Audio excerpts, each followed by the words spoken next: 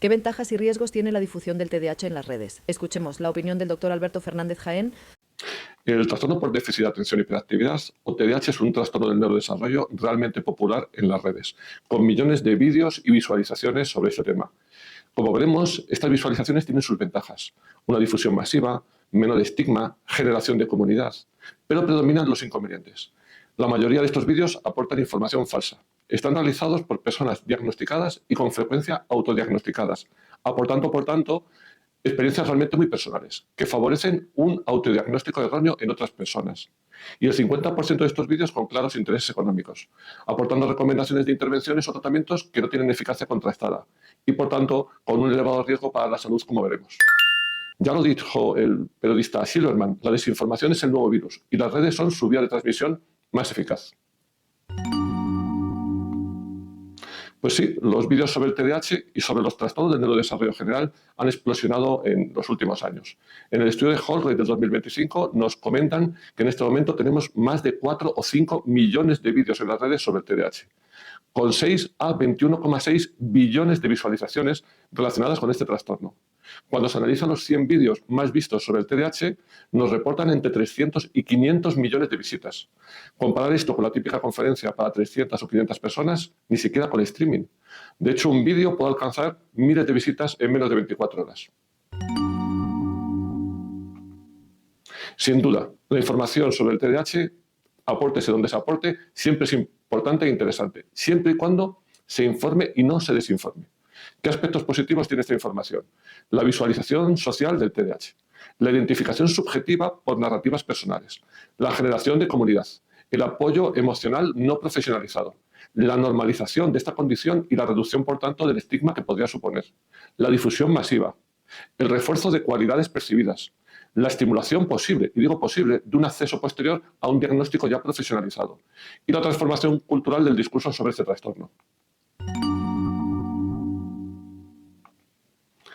Pero las desventajas de la difusión sobre el TDAH en las redes, de la difusión sobre todo no profesional sobre este trastorno, son arrolladoras. Hay una difusión enorme de información imprecisa o acientífica, aportando falsas expectativas, la glamorización de este trastorno, el aportar superpoderes que no existen, desincentivar o retrasar medidas terapéuticas validadas, incrementando la frustración, con riesgos a veces muy importantes para la salud por la recomendación de tratamientos o medidas terapéuticas acientíficas, con ausencia de supervisión de estas medidas terapéuticas, con la promoción de falsas alternativas terapéuticas y el impacto económico que estas alternativas suponen para las familias y para los propios pacientes, con una ausencia de responsabilidad legal y ética. Pues sí, los datos sobre los vídeos relacionados con el TDAH también se han analizado y estudiado en literatura médica. Y al haber tantos vídeos, la literatura cada vez es más aplastante en este sentido, con una gran preocupación, sobre todo relacionado con el autodiagnóstico como un fenómeno cultural masivo. Ya Karasawa en el año 2025 nos recuerda que entre el 35 y el 50% de las personas que visualizan estos contenidos se autodiagnostican con TDAH. El autodiagnóstico multiplica por 10 realmente la frecuencia real de este trastorno. Bowden en el 2023 y Scott en el 2024 nos recuerdan que este autodiagnóstico es más frecuente en personas con sintomatología depresiva, con ansiedad, con cibercondria, con baja autoestima o neuroticismo. Y está favorecido por la glorificación de este trastorno, la aparición de superpoderes inexistentes o lo romántico del TDAH, el fenómeno del beautiful suffering.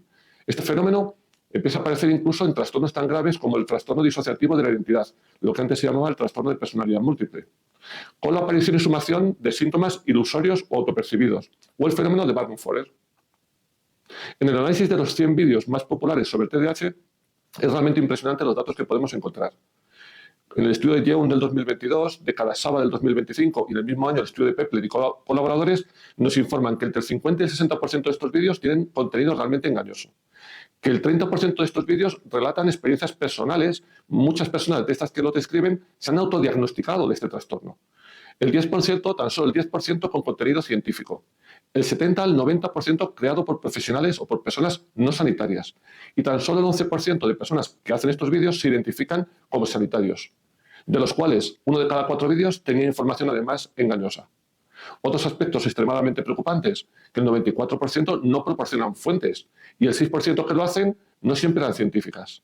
Preocupante realmente que el 50% tenían incentivos financieros o comerciales, vendían productos, tratamientos alternativos, pero ninguno de ellos recomendaba un asesoramiento profesionalizado posterior.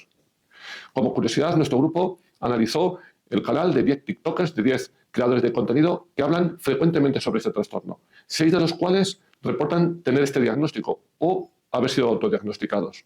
En el 100% de estos canales, en alguno de sus vídeos se recomendaban suplementos, tratamientos alternativos o no trópicos, y ninguno es profesional de la salud. Pues resumiendo, y con las evidencias científicas actuales en la mano, debemos decir que el TDAH o trastorno por déficit de atención y hiperactividad es un trastorno realmente complejo, que puede y debe tener su visualización en las redes, pero con peros. Algunas ventajas: la visualización, la evitación de estigmatización, la creación de comunidad, pero son muchas las desventajas.